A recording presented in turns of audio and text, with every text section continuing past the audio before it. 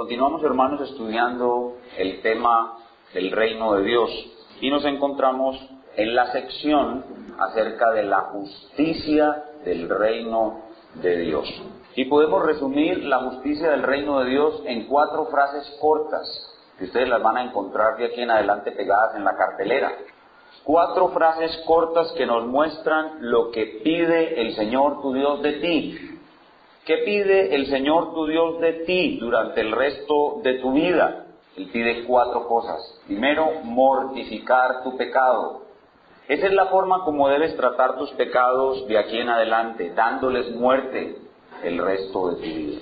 En segundo lugar, dice la palabra de Dios que Dios exige de nosotros no amar al mundo. No amar al mundo. Debemos abstenernos de cruzar la línea y de caer en mundanalidad con aquellas cosas que amamos, aquellas cosas buenas que existen en este mundo.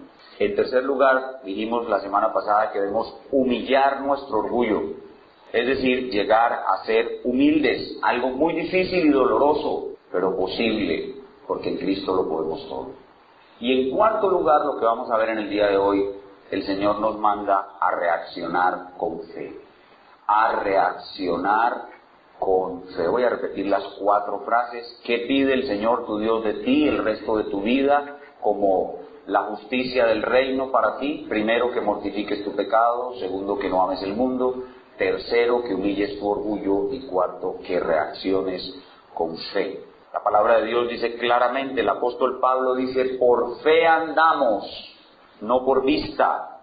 2 Corintios capítulo 5, verso 7. Pablo dice en otro lugar, porque en el Evangelio la justicia de Dios se revela por fe y para fe. Como está escrito, el justo por la fe vivirá. Romanos capítulo 1, versículo 17. Y esto de que la justicia de Dios se revela por fe y para fe, significa que es por fe de principio a fin. Y el autor de Hebreos nos dice que sin fe es imposible agradar a Dios. Así que el mandato de reaccionar con fe, de vivir por fe, es obvio. Sin embargo, tristemente debemos reconocer que nosotros no siempre nuestra primera reacción ante una dificultad suele ser la fe, sino por el contrario, la mayoría de las veces nuestra primera reacción ante una dificultad es la incredulidad. Y entonces, cuando viene la tormenta, cuando viene la tempestad, estamos llenos de temor, estamos llenos de ansiedad. En vez de tener calma y paz en la tormenta, tenemos temor, ansiedad. Y los síntomas de ansiedad aparecen en nuestro cuerpo. Y estamos llenos de angustia, estamos llenos de ansiedad. Las manos nos sudan, la boca se nos seca, el estómago nos da gastritis, no podemos dormir. En vez de poder dormir tranquilos, velamos en insomnios cuando tenemos una tempestad. Y en vez de mantener la salud, nos enfermamos porque no reaccionamos con fe. Y no solamente eso, sino caemos en una parálisis espiritual. Lo que normalmente hacíamos en el reino de Dios lo dejamos de hacer. En vez de orar, no oramos. En vez de venir al culto, no venimos al culto. En vez de leer la palabra, no leemos la palabra. Caemos en una parálisis espiritual porque la incredulidad nos abate. Y en vez de seguir firmes en la fe, caemos en el desánimo espiritual. En vez de seguir sirviendo al Señor en un servicio permanente, caemos en parálisis espiritual y en los casos más graves caemos en depresión. Eso es lo que suele suceder en nuestras vidas. En vez de vivir por fe, tenemos alguna de esas cosas.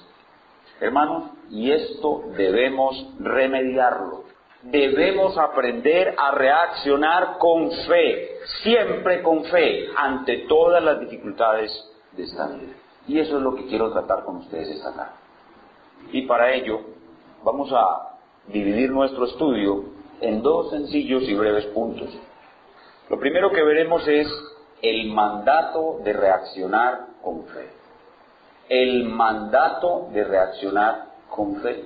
Ya he mostrado algunos versículos, pero quiero mostrar un versículo que es muy especial y que nos va a presentar algo del mandato y a la vez del problema y su solución. Lo primero que veremos entonces es el mandato de reaccionar con fe y en segundo lugar la solución.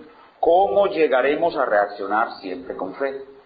¿Cómo llegaremos a reaccionar siempre con fe? Entonces, primero el mandato y segundo, la solución, o cómo llegaremos a reaccionar siempre con fe. Comencemos entonces mostrando cómo la Escritura nos manda el mandato de reaccionar con fe. Este mandato, hermanos, está por toda la Biblia. En el Antiguo Testamento se nos presenta de una forma muy particular. El mandato de reaccionar con fe es el mandato, escuchen bien, más repetido en toda la Biblia. El mandato de reaccionar con fe es el mandamiento más repetido de toda la Biblia. En el Antiguo Testamento se nos ordena de esta manera. 2 palabras sencillas. No temas. Ese es el mandato de reaccionar con fe, particularmente en el Antiguo Testamento. Se repite constantemente y por eso el rey David dice: en el día que temo, yo en ti confío. Mi temor, el temor que me produce la angustia de este día, la tormenta de este día, mi temor me obliga a reaccionar con fe. En el día que temo, yo en ti confío. Salmo 56, versículo 3. Está por todo el Antiguo Testamento. No temas, yo estoy contigo. No temas, yo estoy contigo. Reacciona con fe. Pero quiero particularmente que nos concentremos en el Nuevo Testamento y de una manera muy especial en un pasaje clave en el cual nuestro bendito Salvador, el Señor Jesucristo, nos da este mandato de primera mano y en un escenario espectacular que difícilmente podremos olvidar y que puede ser de muchísima ayuda no solamente para ver el mandato, sino también la solución. Vayamos al Evangelio de Lucas en su capítulo 8 y vamos a leer los versos del 22 al 25. Evangelio de Lucas en su capítulo 8 y leeremos los versículos del 22 al 25, un pasaje demasiado conocido por todos nosotros. Cuando el Señor Jesús calma la tempestad en medio de una terrible tormenta en el mar de Galilea. Lucas capítulo 8, versículos 22 al 25, y nos disponemos en este texto a ver a nuestro propio Salvador dándonos el mandato de reaccionar con fe. Ya estamos allí, Lucas 8, del 22 al 25. Aconteció un día que entró en una barca con sus discípulos y les dijo: pasemos al otro lado del lago, y partieron. Pero mientras navegaban, él se durmió.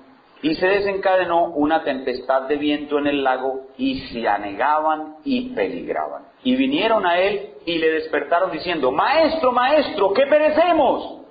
Despertando él, reprendió al viento y a las olas, y cesaron, y se hizo grande bonanza. Se hizo bonanza. El pasaje paralelo dijo, se dice grande bonanza. Y les dijo, aquí está el mandato: ¿dónde está vuestra fe?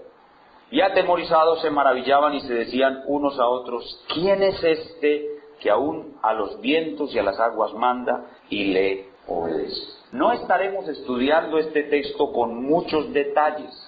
Solo quiero mostrar a través de este texto el mandato del Señor Jesucristo a sus discípulos y la responsabilidad que ellos tienen de reaccionar con fe. La responsabilidad es de ellos. Como siempre, al estudiar todo texto, lo primero que debemos hacer es mirar su contexto. ¿Cuál es el contexto? ¿Qué era lo que venía sucediendo cuando se presentó esta situación? Bueno, en primer lugar, lo que tenemos que decir es que este pasaje sucede en un contexto particular de entrenamiento. El Señor Jesucristo venía dando un entrenamiento a sus discípulos. ¿Entrenándolos para qué? Pues para la misión que les había dado como apóstoles y que ellos pronto tendrían que cumplir sin estar Él en medio de ellos. Y ese entrenamiento consistía en advertirles de los obstáculos y problemas que se iban a presentar en el camino y prepararlos para que ellos abordaran con éxito esos problemas. Por ejemplo, el Señor les advirtió que se les iban a oponer los fariseos y los escribas. Él les advertía y les decía: estos van a ser sus enemigos, guárdense de ellos. Pero también les decía que las multitudes se iban a ir en contra de ellos. Las multitudes. Y también les decía que aún sus propias familias se iban a ir en contra de ellos. Todo eso es una escuela de preparación. Estos apóstoles estaban en una escuela. y tenían que prepararse, saber lo que les venía por delante. Pero había un asunto en el cual aún no habían sido preparados. Y es que no solamente iban a tener ese tipo de oposición, sino que ellos se iban a enfrentar a un sinnúmero de situaciones en las cuales iba a estar en riesgo su propia vida. Y entonces, para esa preparación, para aquellos momentos en los cuales estaba en la vida del apóstol en riesgo, la vida misma estaba en riesgo y ellos tenían que aprender a enfrentar esas situaciones de alto riesgo, viene una clase especial en el lago de Galilea. El maestro, el Señor, en su escuela, trae a los discípulos a una situación especial y les da una clase especial para prepararlos para aquellas situaciones de alto riesgo para sus vidas. Con eso en mente, podemos decir que la clase del Señor en el mar de Galilea tiene 3 partes. La clase de nuestro Señor a sus discípulos para prepararlos para aquellas situaciones de alto riesgo en sus vidas tiene 3 partes. En primer lugar, la primera parte de la clase es Jesús da una misión a sus discípulos. Jesús da una misión a sus discípulos, eso lo vemos en el verso 22. La segunda parte de la clase es Jesús prueba la fe de sus discípulos. Jesús prueba la fe de sus discípulos. Versículos 23 y 24. Primero, Jesús da una misión. Segundo, Jesús prueba la fe. Y tercero, Jesús demanda fe de sus discípulos. Jesús demanda fe de sus discípulos. Versículo 25. Esto de la clase y lo que acabo de dar no es más que la estructura del pasaje. Son 3 puntos. Jesús da una misión, Jesús prueba la fe, Jesús demanda fe. Con este sencillo bosquejo, veamos brevemente el contenido de este pasaje, concentrándonos en el mandato de Cristo de reaccionar con fe. Veamos en primer lugar cómo Jesús da una misión a sus discípulos. Marcos, en el pasaje paralelo, este mismo pasaje está tanto en Marcos como en Mateo. Marcos nos dice que el día había sido agotador. Este fue el día en que el Señor dio las parábolas del sembrador de Mateo 13. Fue este día. El Señor estaba exhausto, totalmente agotado, y necesitaba alejarse de las multitudes y descansar mientras pasaba al otro lado del lago para salvar a un endemoniado. Él les da entonces una misión a sus discípulos. La misión era transportarlo y acompañarlo hasta el otro lado del lago, estando atentos a las clases del Señor que podían ocurrir en cualquier momento. La misión era pues esa, transportarlo, acompañarlo y estar muy atentos a la clase. Mientras navegaban en el lago, sucedió algo normal. El Señor se quedó dormido, porque Él estaba exhausto. Recuerden que Jesús es hombre. Estaba exhausto, aquí se ve claramente su humanidad y se queda dormido. Pero atención, que este sueño tiene una segunda intención. Este sueño es una preparación para la prueba que vendría, y ese es el segundo punto. El segundo punto de la clase, la segunda parte de la clase es Jesús prueba la fe de sus discípulos. Ya está el Señor Jesús dormido, están los versículos 23 y 24, creo que no es necesario leerlo de nuevo, el pasaje es muy conocido.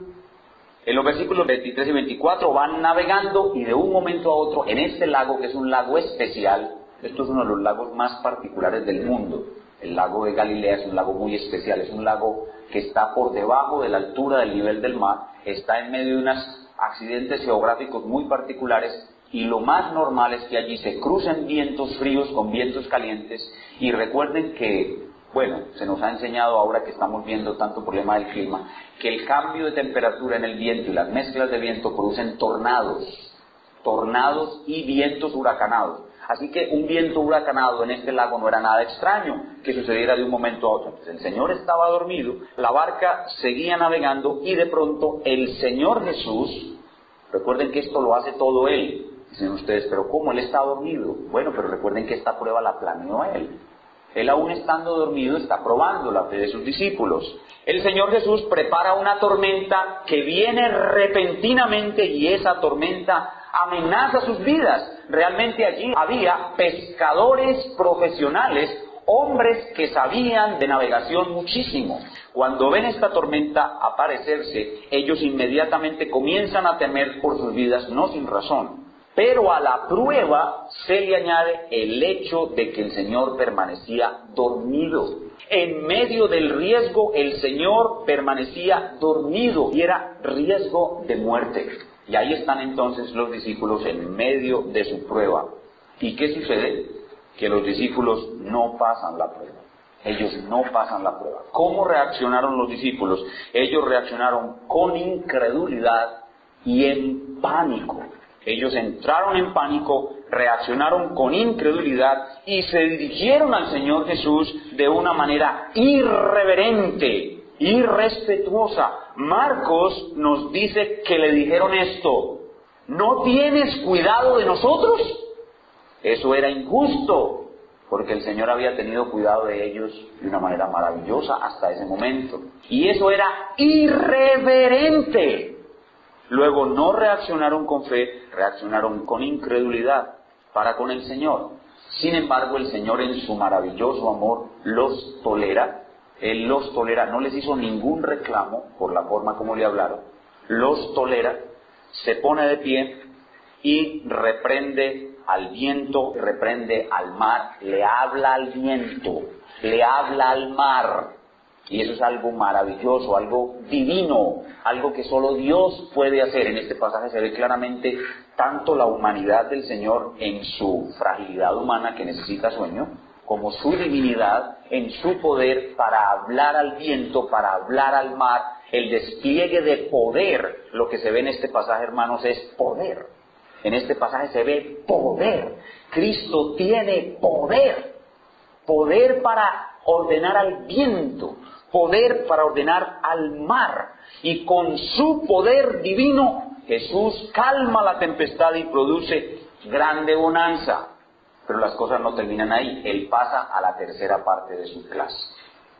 ¿Cuál es la tercera parte de su clase? Él les demanda fe a sus discípulos. Les demanda fe a sus discípulos. Y Lucas nos dice que el Señor les dijo: ¿dónde está vuestra fe? Y Marcos nos dice que lo que el Señor dijo fue: ¿cómo no tenéis fe? Y Mateo nos dice: ¿por qué teméis, hombres de poca fe? Y esto, hermanos, es un regaño. Lo que el Señor les hace allí es un regaño a sus discípulos. Y este regaño indica que la responsabilidad de tener fe en ese momento era de ellos. Ellos debían tener fe y no la tenían. Y esto nos lleva a una primera conclusión, y es que los creyentes, cuando estamos en dificultades, sean menores o mayores, sea una dificultad menor o una dificultad mayor, y que tengamos incluso en riesgo nuestra vida, debemos reaccionar con fe, y eso depende de nosotros. Es nuestra culpa si en ese momento no tenemos fe. Y si no reaccionamos con fe, el Señor siempre nos lo va a reprochar. Tal como se lo reprochó a los discípulos en el mar de Galilea, también nos lo va a reprochar a nosotros. Si en una dificultad mayor o en una dificultad menor no reaccionamos con fe, la culpa es nuestra. No hubo allí fe en nuestro corazón por culpa nuestra, y el Señor siempre nos lo va a reprochar. Espero que hayan visto en este primer punto lo impactante que es la situación que estamos viendo y lo imperiosa que es la demanda de nuestro Señor. En cualquier dificultad, en cualquier tormenta, que Cristo mismo, porque esta tormenta ¿quién la trajo? Cristo mismo. Ellos estaban siendo probados, ellos estaban pasando una tormenta por pecadores. No, ellos estaban cumpliendo una misión. Al que le vino una tormenta por pecador fue a Jonás. Pero estos no estaban recibiendo una tormenta por pecadores, sino por obedientes. El que produce la tormenta es Cristo, pero la demanda de Cristo es fe. Debemos reaccionar con fe siempre, sea la tormenta grande o pequeña. El mandato de nuestro Señor es reaccionar con fe, y espero que lo hayáis visto con claridad en este primer. Pero entonces, al ver el mandato del Señor, al ver que nosotros no siempre reaccionamos con fe, al ver que nos parecemos muchísimo a esos discípulos, estamos urgidos de una solución. Y ese es nuestro segundo punto. ¿Qué debemos hacer para poder reaccionar siempre, como lo manda el Señor, con fe? ¿Qué debemos hacer para llegar a reaccionar siempre con fe? Y la respuesta es que debemos realizar 3 actividades bíblicas que nos conducen a reaccionar siempre con fe. Hay 3 actividades bíblicas necesarias para todos los cristianos para que cuando venga la prueba reaccionemos con fe. Esas 3 actividades bíblicas son: primero, el uso de los medios de gracia. El uso de los medios de gracia. Segundo, el uso de nuestra mente. El uso de nuestra mente. Y tercero, la práctica permanente de reaccionar con fe. La práctica permanente de reaccionar con fe. Son 3 actividades bíblicas. 1, el uso de los medios de gracia. 2, el uso de nuestra mente. 3, la práctica permanente de reaccionar con fe. Metidos ya pues en la parte de la solución a nuestro problema de incredulidad, veamos en primer lugar que para reaccionar siempre con fe necesitamos usar los medios de gracia. Todos los medios de gracia están diseñados para impartirnos fe. Todos, absolutamente todos. La oración devocional diaria nos imparte fe. El congregarnos el domingo en el día del Señor nos imparte fe. La bendita Santa Cena nos imparte fe. El compañerismo cristiano, el estar acompañados y compartiendo con otros cristianos, eso nos imparte fe. La supervisión pastoral, eso nos imparte fe. Pero de todos los medios de gracia, el que más nos imparte fe es el estudio diligente de la santa palabra de Dios.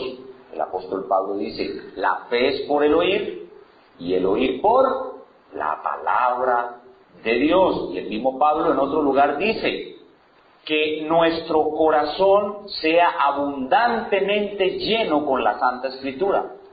Dice Pablo que abunde, la palabra de Cristo abunde en vuestros corazones. Y el apóstol Pedro nos dice, desead como niños recién nacidos la leche espiritual no adulterada, que es la palabra de Dios, para que por ella crezcáis para salvación. La palabra de Dios es lo que le da crecimiento a nuestra fe. Entonces, lo primero es usar constante y diligentemente, disciplinadamente, siempre todos los medios de gracia, pero especialmente la palabra del Trino Dios. Pero ustedes me van a hacer la siguiente pregunta, o se la están haciendo en este momento en sus mentes. Pero pastor, los discípulos en aquella barca oían todos los días la palabra de Cristo, de la boca del mismo Hijo de Dios, y veían todos los días los más extraordinarios milagros. ¿Cómo no tenían fe? ¿No le cruza eso por su mente? Bueno, la respuesta es porque ellos fallaron en el uso de sus mentes. ¿Qué es lo segundo? ¿Qué es lo segundo que debemos hacer para poder reaccionar siempre con fe? Debemos usar correctamente nuestras mentes. Y estos apóstoles fallaron en el uso de sus mentes. Fallaron en el uso de sus mentes antes de la tormenta y fallaron en el uso de sus mentes durante la tormenta. Fallaron antes y fallaron durante. De hecho, Marcos nos dice y nos muestra cómo estaba la mente de los discípulos. Marcos nos dice cómo le hablaron a él. Le dicen al Señor, ¿no tienes cuidado de nosotros? Piensen en qué estaban sus mentes. Cuando ellos le dicen a él, ¿no tienes cuidado de nosotros? Piensen en dónde estaban las mentes de ellos. No estaban en el lugar correcto. Las mentes no tenían en ese momento la información correcta para producir fe. Y esos discípulos tenían esa información, tenían la palabra revelada, tenían la palabra encarnada, tenían la palabra dramatizada, tenían toda la palabra y sin embargo no tenían fe, porque sus mentes no habían sido usadas de la manera correcta. Y de ahí el Señor muestra su extrañeza. ¿Cómo no tenéis fe? Sus mentes no fueron usadas adecuadamente. Entonces vemos que además de los medios de gracia, en segundo lugar, para reaccionar siempre con fe, debemos usar correctamente nuestra mente. Y aquí quiero decir que no estamos hablando de la inteligencia. No es la inteligencia lo que nos va a dar fe. Los más inteligentes no van a tener más fe. Tampoco se trata del poder mental.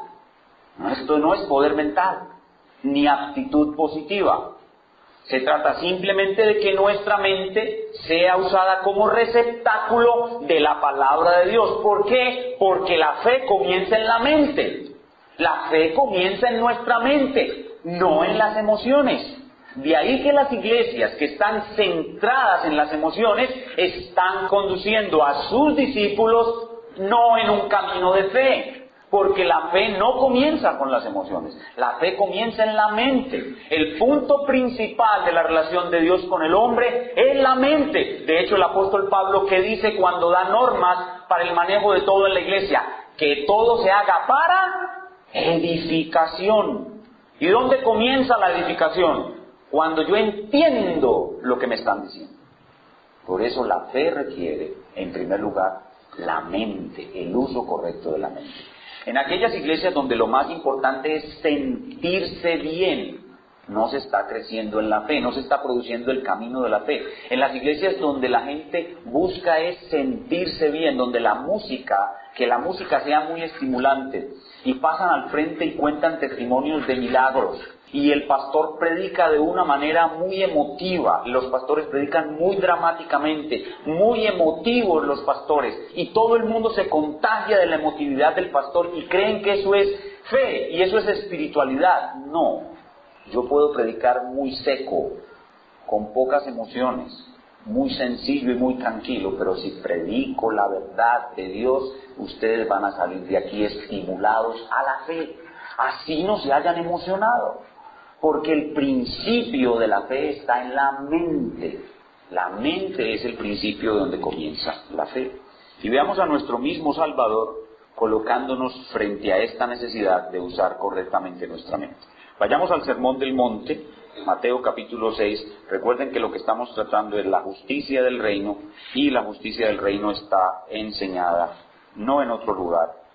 Bueno, en el resto de la Biblia hay elementos de la justicia del reino, pero principalmente está la justicia del reino en el Sermón del Monte. Y observen conmigo Mateo capítulo 6, versículos del 25 al 30, para que observemos cómo la fe y la mente, el uso correcto de la mente, son dos cosas necesarias para nosotros como cristianos. Mateo 6, del 25 al 30. Por tanto os digo, no os afanéis por vuestra vida, qué habéis de comer o qué habéis de beber, ni por vuestro cuerpo, qué habéis de vestir. La ansiedad es uno de los síntomas de incredulidad, la ansiedad, el temor. Y ahora miren cómo el Señor nos motiva a usar nuestra mente, haciéndonos preguntas directas para que pensemos. Dice, ¿no es la vida más que el alimento y el cuerpo más que el vestido? Mirad las aves del cielo, que no siembran ni ciegan ni recogen en graneros, y vuestro Padre Celestial las alimenta. ¿No valéis vosotros mucho más que ellas? Observen la siguiente pregunta, también dirigida a nuestra mente. ¿Y quién podrá de vosotros, por mucho que se afane, añadir a su estatura un codo? Otra pregunta, ¿y por el vestido, por qué os afanáis? Considerad los lirios del campo, cómo crecen, no trabajan ni hilan, pero os digo que ni aun Salomón con toda su gloria se vistió así como uno de ellos. Y si la hierba del campo que hoy es y mañana se echa en el fuego, Dios la viste así, ¿no hará mucho más a vosotros, hombres de poca fe? ¿Notaron ustedes la gran cantidad de preguntas dirigidas a nuestra mente? ¿Qué es lo que está haciendo aquí el Señor Jesucristo? Dice, ¿tienes afán y ansiedad por las cosas de esta vida? ¿Tienes afán y ansiedad por las cosas de esta vida? Mira, yo te receto lo siguiente. Piensa en esto. Y enseguida le da algo en qué pensar. Y luego dice, piensa en esto otro. Y enseguida le da otra cosa que pensar. Y luego le dice, y piensa en esto otro. Y le da otra cosa que pensar. ¿Qué es lo que pretende el Señor para que haya fe? Una fe que quite la ansiedad por las cosas de la vida. ¿Qué pretende el Señor? Que nuestra mente esté ubicada y pensando en las cosas correctas. Pero ¿qué es lo que produce el temor? ¿Qué es lo que produce la ansiedad? ¿Qué es lo que produce el miedo? ¿Qué es lo que nos lleva al pánico, a no reaccionar con fe? Que nuestra mente se cierra a pensar en un círculo de ansiedad, en un círculo de miedo. Los apóstoles decían, ¿no tienes cuidado de nosotros? ¿Cómo es posible que se quede dormido y no nos cuide? Dios nos abandonó. ¿Será que este sí es el Cristo? ¿No nos ungió como apóstoles hace unos días y nos mandó a una misión y ahora vamos a morir en medio de esta misión? ¿Qué estaban haciendo? Tenían un círculo de pensamiento contrario a la fe. ¿Y qué es lo que pide el Señor? Que tengamos un círculo de pensamiento que produzca fe. Es decir, con los elementos de fe que debían tener allí. ¿Qué deberían estar pensando los apóstoles? Oh, el Señor está dormido, pero Él nos ama. Vino por nosotros, vino a salvarnos, nos eligió. Oh, el Señor está dormido, pero Él nos ha protegido otras veces. No nos dio alimento, no nos ha cuidado, no nos ha protegido, no nos defiende de los fariseos. Oh, el Señor está dormido, pero Él es tan poderoso, no resucitó a la viuda, al hijo de la viuda. Oh, el Señor está dormido, pero Él no ha curado a tantos enfermos. Oh, el Señor está dormido y Él no ha mostrado que tiene poder sobre la muerte y sobre el demonio. Oh, el Señor está dormido, Él no tendrá poder sobre este viento y sobre este lago. Señor, por favor, ayúdanos. Eso es diferente. ¿Sí se dan cuenta? Es un círculo distinto, es un círculo de pensamiento que produce fe. El no usar la mente de esa forma. Oigan bien, antes de la tormenta, durante la tormenta y después de la tormenta es lo que hace que no reaccionemos con fe. Mire, ellos no usaron su mente correctamente ni antes de la tormenta ni después de la tormenta. Pero después de que el Señor calmó la tormenta, sí. ¿Qué se preguntaban? Oh, ¿quién es este que el viento y la mar le obedecen? Eso deberían estar pensándolo antes o durante. ¿Sí se dan cuenta?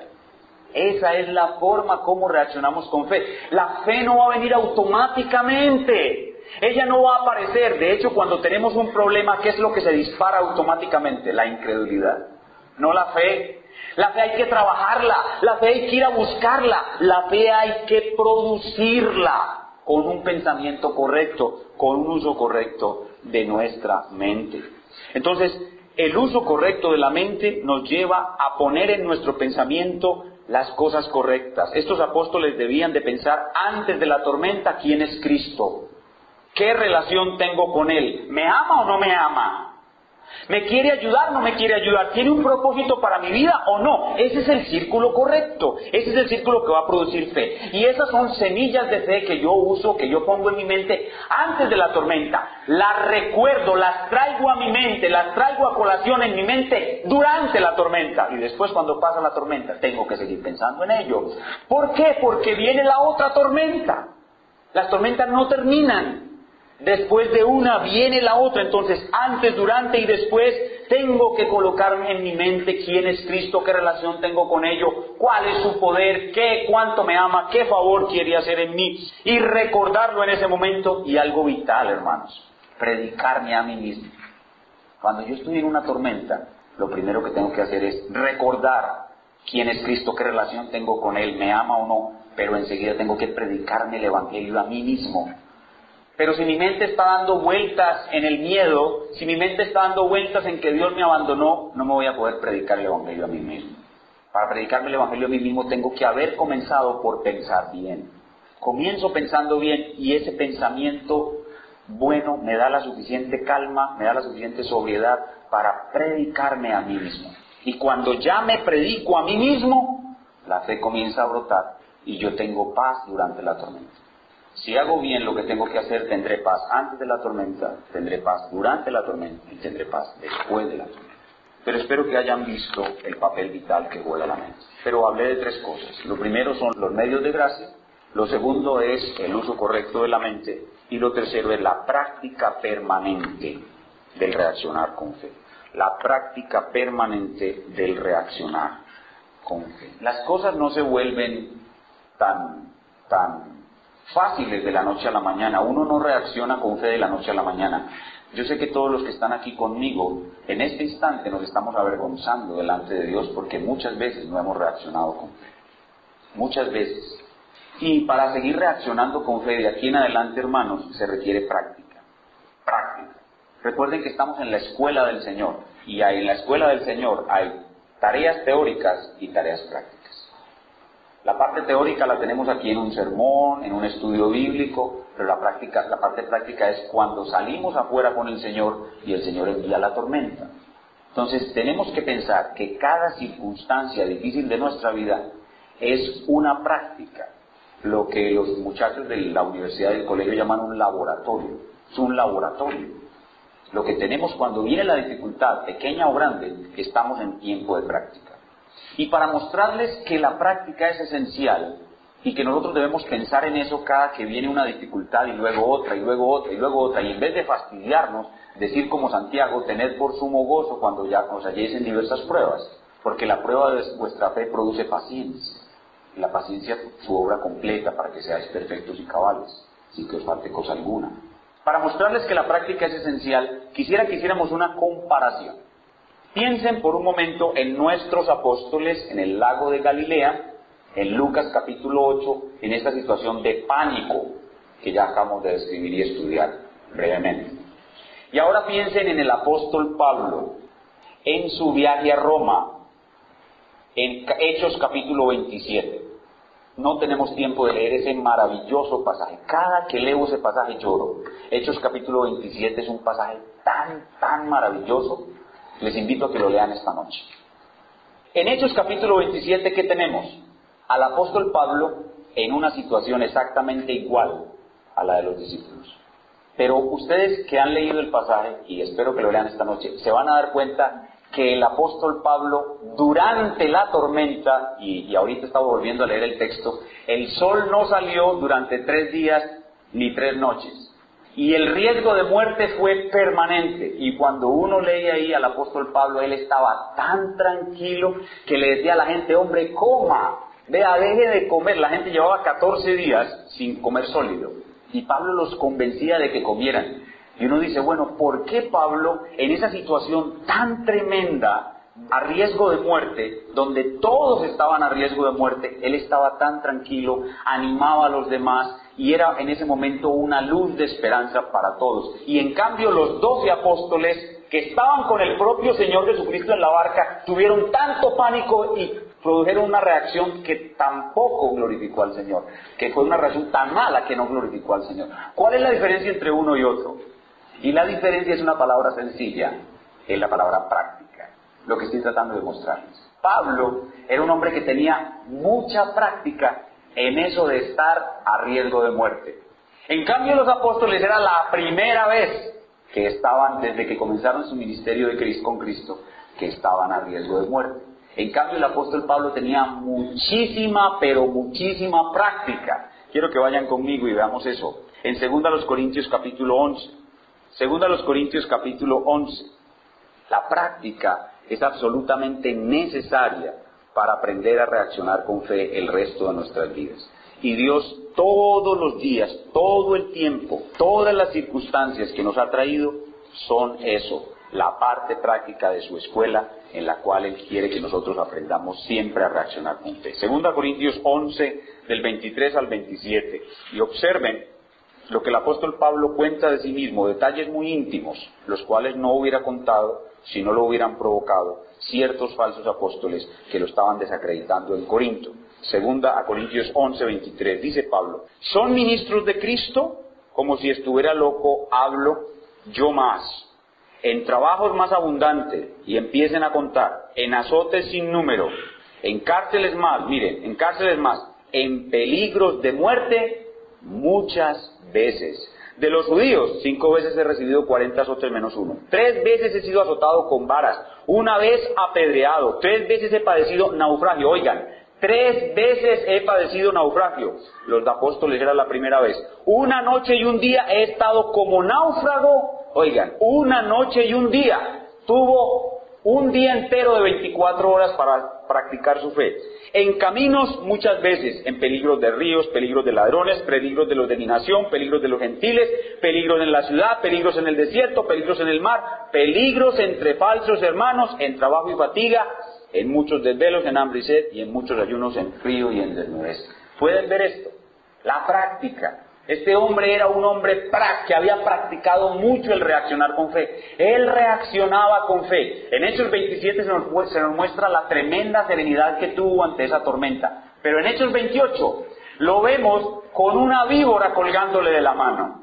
Hermano, Si usted saliera ahorita aquí al patio porque hay que hacer algo y de pronto una culebra se le pega a la mano y usted sale gritando con la culebra pegada, ¿cómo va a reaccionar de ahí en adelante? Muy difícil, ¿verdad?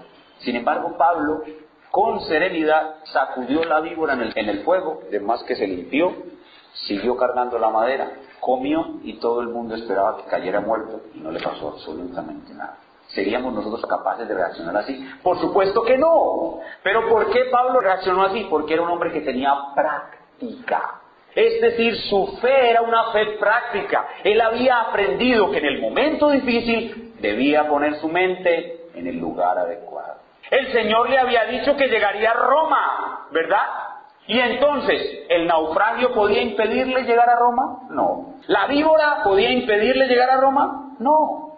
¿Ven? Si ponemos la mente en la persona de Dios, en las promesas de Dios, oigan esto, si nos acordamos de todas las veces que el Señor nos ha librado, vamos a tener fe. Pablo seguramente que después de que la víbora lo mordió, se sentó, se empezó, seguramente que oró, luego se estaba tomando un caldo, digo yo aquí inventando, se estaba tomando un caldo y empezaba a pensar, uy, la otra vez en otra parte casi me matan, pero el Señor me salvó. Recuerdo cuando me apedrearon, me sacaron disque muerto y me paré. Y etcétera, etcétera. Recuerda la parte práctica, recuerda todas las veces que el Señor lo ha salvado. ¿Y eso qué produce, hermanos, en el apóstol Pablo? Fe. Y entonces, cuando hemos sido probados muchas veces, esas veces van sumando fe en nosotros. Cada situación de tu vida en la que Dios demanda fe es una oportunidad práctica en la que debes vencer para sumar. Oigan esto, de dificultades pequeñas sucesivas se suma fe para llegar a sostenernos en una dificultad de alto riesgo. Repito, de dificultades pequeñas sucesivas en las cuales el Señor nos ha librado, se suma fe para defendernos, para llegar a tener fe en una de alto riesgo. Pero cuando hemos sido librados de una de alto riesgo, recibimos fe para resistir las pequeñas. ¿Ven cómo la práctica juega un papel muy importante? O si quieren otro ejemplo bíblico, piensen en Abraham. ¿Cómo hizo Dios para que Abraham llegase a tener una fe tan grande que llegó a ser el padre de la fe e hizo una cosa tan grande como es sacrificar a su propio hijo y creer que hasta Dios se lo devolvería resucitado? ¿Cómo lo logró? Dios, ¿cómo hizo eso en Abraham? Por medio de una serie sucesiva de pruebas que él mismo le colocó y que están ahí relatadas en su vida. ¿Recuerdan cómo tuvo que ir a librar a su sobrino de la mano de 5 reyes? Luego tuvo que bajar a Egipto y allá falló y mintió. Luego tuvo que ir a otra parte y en cada parte tenía una prueba. Y a veces fracasaba, no reaccionaba con fe, a veces sí. Y así fue el Señor construyendo en él la capacidad de reaccionar con fe ante una prueba mucho más alta. Toda esta práctica entonces conduce a que siempre reaccionemos con fe cuando el Señor nos lo demanda. Y toda esta práctica también debe ser recordada en el momento de la dificultad. Entonces, en el momento de la dificultad hay que usar la mente, no solamente para colocar el círculo de pensamiento correcto, para predicarnos a nosotros mismos, sino también para recordar la práctica, las cosas que ya el Señor nos ha dado y en las cuales debemos pensar para que la fe brote y podamos reaccionar con fe. Hermanos, recordar es vital en la batalla por la fe. ¿Qué es lo que hemos visto en este día? Lo que hemos predicado en el día de hoy es lo siguiente, que el Señor nos demanda siempre reaccionar con fe. Es un mandato suyo. Y que para reaccionar con fe debemos hacer 3 cosas. Usar los medios de gracia, usar correctamente nuestra mente y meternos en el propósito de practicar el reaccionar con fe.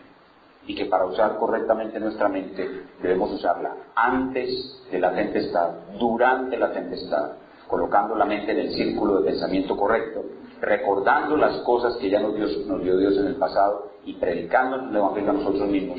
Y aún después de la tempestad tenemos que seguir pensando correctamente, preparándonos para la tempestad siguiente. ¿Y cómo aplicamos esto que acabamos de estudiar a nuestras vidas? Lo primero que quiero hacer es hablarle a los hermanos que en este momento están viviendo en una tempestad. Hay algunos de nosotros aquí que en este mismo instante estamos viviendo una tormenta, una tempestad. Puede ser grande, puede ser pequeña, puede ser una tempestad personal, algo familiar, algo económico, una tempestad de romance, de algo emocional, o espiritual, o eclesiástica, o en los problemas interpersonales, o en los problemas laborales. Tempestades hay muchas en todas las cosas. Si alguno de ustedes aquí está viviendo una tempestad, la palabra de Dios le dice esto: hermano, porque estoy hablando a cristianos, este mandamiento es primero para cristianos. El que tiene fe es el que tiene que reaccionar. Hermano amado, el Señor te dice en su palabra que debes reaccionar con fe.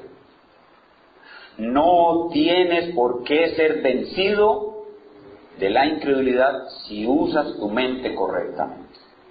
Comienza en este mismo instante a usar tu mente correctamente. Pregúntate quién es Cristo para ti.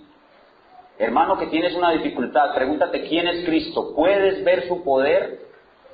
¿Puedes ver su amor por ti? ¿Puedes ver su pacto, que Él ha jurado no abandonarte nunca, su pacto? Pero algo más importante, hermano amado que estás en una dificultad, ¿puedes ver a Cristo sentado en tu barca? Acércate a Él, respetuosamente, despiértalo, háblale humildemente y dile: maestro, maestro, maestro, mi ser angustiado te busca con ansiedad, mi alma en sus santos profundos libra cruel tempestad. Despierta, ve a Él, y Él va a hacer por ti lo mismo que hizo por los discípulos en el mar de Galilea. Hermano, no tienes por qué ser vencido. Cristo te ha dado la victoria.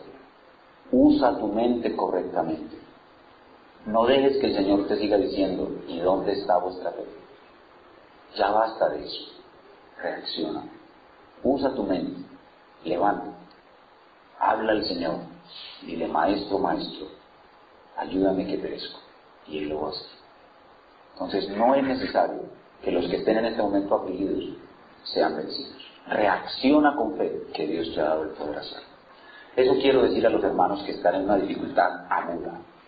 Pero ahora quiero hablarles a todos los hermanos en Cristo, a todos los cristianos aquí sin distinción, a todos los que somos creyentes, hermanos. Reaccionar con fe es algo para toda nuestra carrera. No debemos esperar que vengan las dificultades. Comencemos desde ya a prepararnos para reaccionar con fe. Vendrán muchas dificultades y en esas dificultades sabemos que podemos reaccionar con fe. Pero debes comenzar desde ya a usar bien los medios de gracia, a usar bien tu mente. Aprovecha que estás en el tiempo de calma. Ahora estás en calma, entonces usa bien tu mente. Dirige tu mente hacia Cristo, piensa correctamente en Él antes de la tormenta. Y cuando venga la tormenta, usa tu mente correctamente. Y síguela usando aún después de la tormenta. ¿Saben quién es el máximo ejemplo de reaccionar con fe? El mismo Señor Jesucristo. ¿Cómo estaba el Señor Jesucristo antes de la tormenta? En calma, en paz. Él estaba en paz antes de la tormenta. ¿Cómo estaba durante la tormenta? En paz, tan en paz que estaba dormido. Y después de la tormenta, seguía en paz, en santa paz. Nosotros podemos ser como Él, podemos tener calma antes de la tormenta, podemos tener calma durante la tormenta y podemos tener calma después de la tormenta. Hermanos, eso no es un sueño, eso no es una fantasía, eso es una realidad, eso está para nosotros. Sí, les acabo de decir que requiere práctica, pero te pregunto, ¿no llevas tiempo practicando? Y has fallado muchas veces como Abraham, pero en otras has vencido. La meta que te tienes que poner ahora es vencer siempre, porque el Señor quiere que venzas siempre, porque Él te ha dado todo, solo que hasta hoy tú no has usado los medios correctos, no has usado bien los medios de gracia, no has usado bien tu mente, y por eso no eres un vencedor consuetudinario, pero el Señor te ha dado todo para que venzas siempre. Y recuerda cuántas veces te ha librado Dios. Algunos de aquí hemos estado en peligro de muerte. Yo, por ejemplo, estuve en peligro de muerte en el Teatro de la Casa de la Cultura en el año 1997. Allá estuve a punto de morir cuando caí de un quinto piso, de 5 metros. no de quinto piso, sino de 5 metros de altura, caí al suelo, a una baldosa tan dura como esta, y no tuve ni un rasguño. Ese momento en que yo tuve gran riesgo de muerte me tiene que servir cuando yo tenga un peligro pequeño. Yo me tengo que acordar que el Señor estuvo conmigo y me salvó. Y yo tengo que alimentar mi fe con lo que Él ya hizo. Entonces mira que tienes todo. Tienes una relación con Él, tienes su palabra, tienes tu mente sana, puedes usarla correctamente. No necesitas ser muy inteligente. Esto no es de inteligencia. Puedes hacer lo que debes hacer para triunfar siempre sobre la incredulidad. Tienes todo. Así que siembra fe en tu mente usándola correctamente. Recuerda todo lo que Dios ha hecho por ti y practica una y otra vez. Y no mires cada dificultad que te viene en este día como una pesada carga, sino por el contrario, como una oportunidad maravillosa de glorificar al Señor reaccionando con fe. Y practica y llegarás a ser un cristiano de mejor fe. Y ya el Señor no te va a decir, ¿por qué tenéis hombres de poca fe? Brillarás en este mundo por tu fe. Oigan, y van a haber algunas tormentas en la cual todos vamos a estar en tormenta o en un grupo. Por ejemplo, cuando hay un accidente grave y uno de nuestros familiares queda al borde de la muerte, ¿quiénes están en tormenta? Toda la familia. ¿Y quién es el que tiene que estar sereno? ¿Quién es el que tiene que orar? ¿Quién es el que tiene que brillar? El creyente. Por eso es creyente. O vamos a tener que decir que es dudante. No, nosotros somos creyentes, no dudantes, sino creyentes. Pero oigan bien, van a haber tormentas en las cuales no va a estar involucrada una familia, sino toda una ciudad. Van a haber tormentas que van a afectar a esta ciudad. Y todos vamos a estar en agitación y en temor. ¿O qué tal si de pronto dicen que que Corea del Sur va a mandar un misil? Que Corea del Sur por fin se decidió a hacer una guerra nuclear y va a mandar el misil. Y los cálculos físicos dicen que el misil va a caer en Quibdó. ¿Cómo estaremos todos los quibdoseños? ¿Cómo estaremos? En una grandísima tormenta. La pregunta es, ¿y cómo vamos a estar los cristianos? Van a haber tormentas en las que toda una nación va a estar en tormenta. ¿Y quiénes son la luz del mundo y la sal de la tierra? Los cristianos. Ven, el mundo entero va a estar en tormentas cuando venga el Señor Jesucristo. Y nosotros vamos a brillar con Él. Finalmente, a los amigos, a las personas que nos visitan, nuestros amigos queridos que están aquí, que aún no han entregado sus vidas al Señor Jesucristo, tan solo para terminar, una preguntita. Amigo, tu vida es como una barca. El mar es la vida y tu ser es una barca que va flotando sobre ese mar de la vida. Se van a levantar tempestades. Probablemente en esas tempestades vas a tener muchos riesgos y mucho sufrimiento. La pregunta ¿es Jesús el capitán de la barca de tu vida? Y lo más interesante, lo más duro es que hay una tempestad que es la más dura de todas, que es la tempestad de la ira de Dios. La ira de Dios vendrá sobre ti por causa de tus pecados. Y si Cristo no es el capitán de la barca de tu vida, amigo, tú vas a perecer. Así que quiero invitarte en esta noche, con todo mi amor, a que invites a Cristo a tu barca y que Él sea el Señor de tu vida. No podrás sobrevivir la tormenta de la ira de Dios si Cristo no está en la barca de tu vida. Invítalo a entrar a tu corazón hoy mismo. No esperes, porque hoy mismo puedes perder la vida en una de las muchas tormentas en que Dios mete a todos los hombres. Pongámonos de pie y oremos. Oremos por nosotros y oremos por nuestros amigos que están aquí. Nosotros para que seamos creyentes que siempre reaccionamos con fe, y ellos para que inviten a Cristo a que sea el capitán de la barca de sus vidas. Inclinemos nuestros rostros y oremos al Señor. Padre, muchísimas gracias por este día tan hermoso. Te agradecemos que hasta hoy la mayoría de nosotros no tenemos mayores tormentas. Tenemos algunas tormentas pequeñas y queremos pedirte perdón si no hemos reaccionado con fe como tú esperas de nosotros. Pedimos perdón a ti, Señor, porque no hemos entendido bien esto de tu mandato de reaccionar con fe. pero hasta hoy no lo habíamos entendido bien. Hoy lo entendemos mucho mejor y damos gracias por la luz que tu palabra trajo a nuestras vidas en esta tarde. Y te pedimos que ahora, entendiendo que es un mandato imperioso de la justicia del reino de Dios, que nosotros reaccionemos con fe en todas nuestras tormentas, grandes o pequeñas, nos disponemos a obedecerte y a implantar en nosotros la solución. Ayúdanos, Padre, a usar los medios de gracia con más eficacia, sobre todo el estudio de tu palabra. Ayúdanos a usar nuestra mente correctamente, aprendiendo a ser como nuestro Señor Jesús, que Él tiene calma antes de la tormenta, durante la tormenta y después de la tormenta. Nosotros necesitamos usar nuestra mente para pensar en Él, en su poder, en su amor, en las obras que ha hecho en nosotros. Pero también, Señor, nosotros necesitamos la práctica que tenía el apóstol Pablo. No te estamos pidiendo que nos envíes tormentas, porque nosotros no podemos orar de esa manera. Tú sabes lo que empieza en nuestras vidas. Lo que te estamos pidiendo es que seamos capaces de reaccionar con fe, tanto en las pequeñas como en las grandes, y podamos sumar para que en todas reaccionemos siempre con fe. Ayúdanos a digerir mejor este mensaje. Este mensaje que hemos predicado en este día es muy importante para nuestra fe. Es una de las demandas de la justicia del reino, una de las 4 demandas de la justicia del reino que hemos presentado abreviadas en nuestros sermones sobre el reino. Y Señor, nosotros queremos en todas agradarte porque te amamos. Queremos mortificar bien nuestro pecado, queremos separarnos del mundo correctamente, queremos humillar nuestro orgullo y queremos siempre reaccionar con fe. Ayúdanos pues, Señor.